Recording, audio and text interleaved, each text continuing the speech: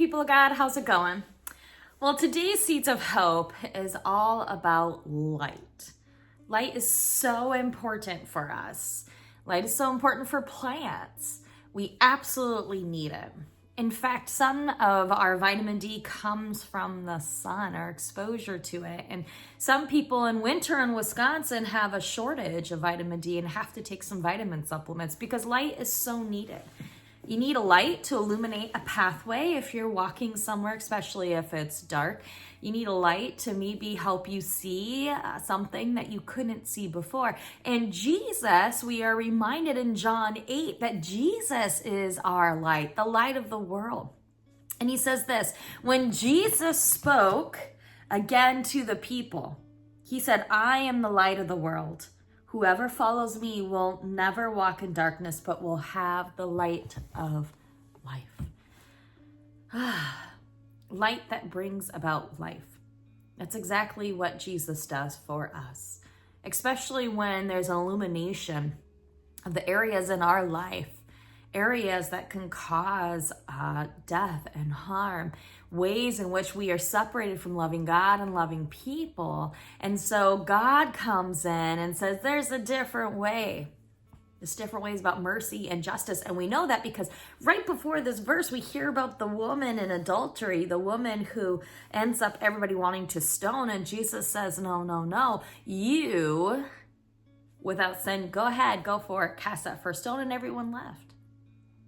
So the light that Jesus is illuminating is a different way of living. It's a different form for us to walk in. And that one is about justice and love and mercy and compassion.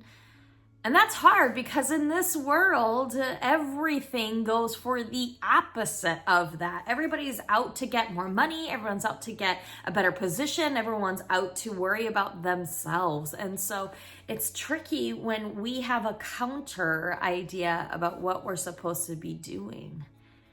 Jesus knew that, and Jesus said the cost of that's going to be great. People are going to not like you anymore. People are going to despise you for this. But it's important that you keep doing that because Jesus calls us to love, compassion, and mercy. So today, people of God, I hope that you can be a part of bringing about God's light into the world that seems so dark. Be a part of bringing about God's love in a unique way and compassion and mercy. Find some way that you can help illuminate the darkness in this world. And speaking of illumination, let's go talk about lights for plants. Well, as you can see, my light setup is not traditional lighting for plants. My light is actually set up for shop lights that are meant for garage spaces or basements. That's basically all that you need. The key to something like this is to place the light so low that it's really close to it. Plants need light. And if they don't get enough light, then they get super spindly and really long and really small. But when they have the proper light, as you can see, they grow proper. Now these leaves, you might see have a little bit of yellowing. They're getting to the point where they almost need some fertilizer pretty soon. And that's what that is. That is not a light issue, it's a fertilizing issue. So plants need as much light as they possibly can get. Some people, and I used to be one in which I thought I can put light, my plants in a place of light, like on a windowsill, and surely that would be enough light. But it's actually not enough light. Seedlings really need a good 10 hours of light. And in order to do that in our springtime here in Wisconsin, you have to add supplemental light. Now, a supplemental light can come in forms like this. This is a grow light with full spectrum. And so it produces just enough full spectrum light that they work. And this is just one, and I have several different types. The other type is the one that I showed you before, and that one's more like a shop light, and it works just fine. It has no issues at all growing. Now I put my lights on a timer, and my timer is one that I can control on my phone. Actually, it's an app. And it's nice to have that because I can make adjustments as it grows. And I want to make sure that I have about a good solid 10 hours of light, but you also need time without. These snapdragons, as you can see, the stalk is a good hefty size, okay? So they're not spindly. Now, I just transplanted some of these, so they look very sad. But this, if it was like this, and it's supposed to be at this size, then you know it needs some help. These guys, I'm gonna end up having to do some cutting back, probably another week or so, because they should look like this, and they're a little overcrowded. Now these snapdragons I transplanted, I believe it was last week, and some of them aren't looking very good. This one in particular. Now that's okay, because what happened is maybe the root just did not get fully done. I didn't get enough of the root, so I'm just gonna cut it off. And really what you want is you wanna have one of the snapdragons in it so that way it can keep growing. Now, this is a process where you're thinning out your plants. So you're taking a look and going, oh, okay, well, I don't need these smaller ones, so I'm just gonna cut those out. Some of them too, like this one right here, there's just too many in this one little area. Although these guys are over here, so I'm gonna thin these out. And this one looks like the strongest, so I'm gonna thin out the rest. We don't need all these.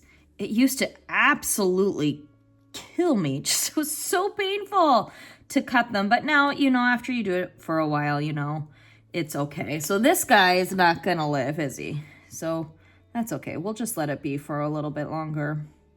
Some of them may not survive. They get a little transplant shock. I maybe transplanted these a little too late, but that's okay. I have like over 100 of each of them. So we'll just keep letting them do their thing. But otherwise, this is how you thin a snapdragon. You just cut them out. You could pull them, but you risk a chance whenever you pull them, you risk a chance of losing them.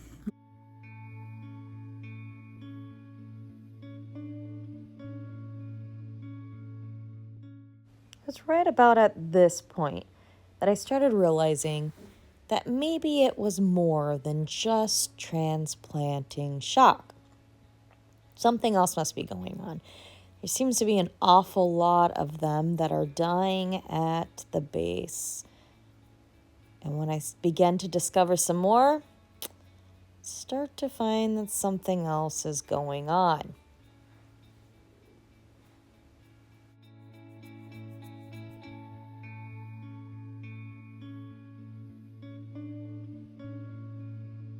Okay, so these aren't looking too hot, as you can see. They're kind of leaning over, looking super droopy. I transplanted these a week ago and they did not look like this. I figured out what happened. I overwatered them and they're extremely wet and they got root rot. And so a lot of the plants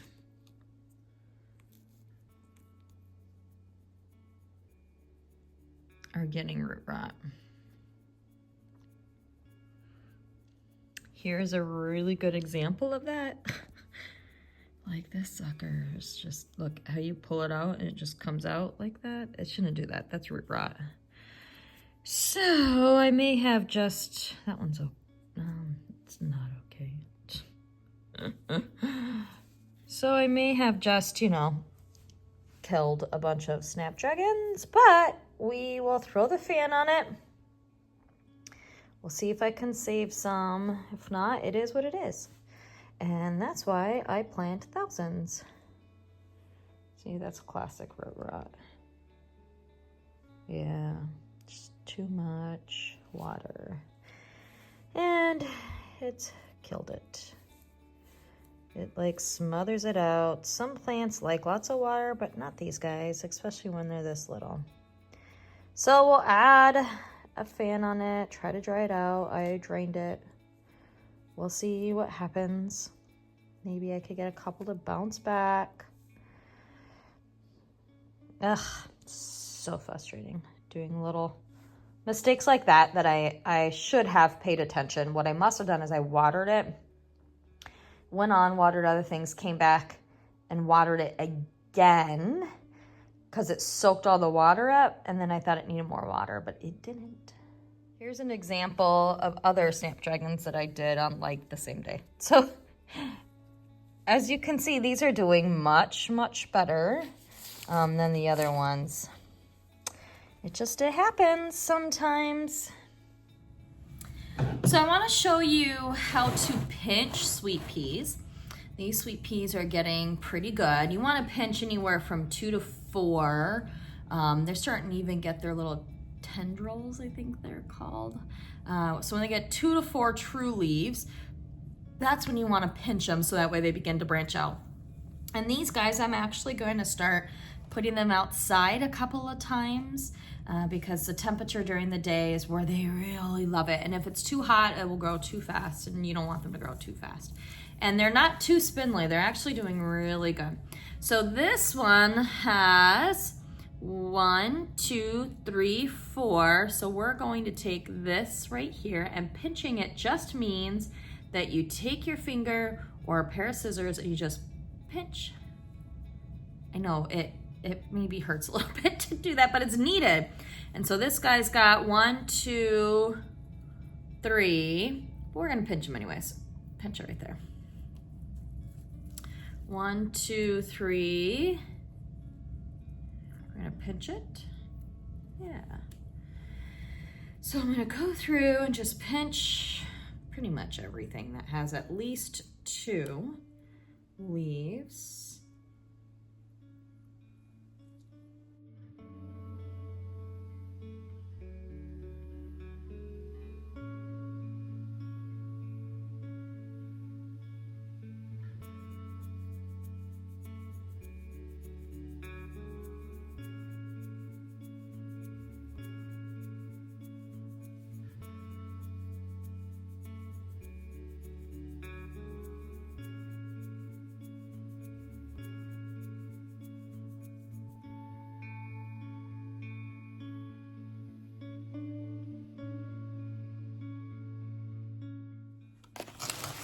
So like these guys right here just aren't mature enough to pinch.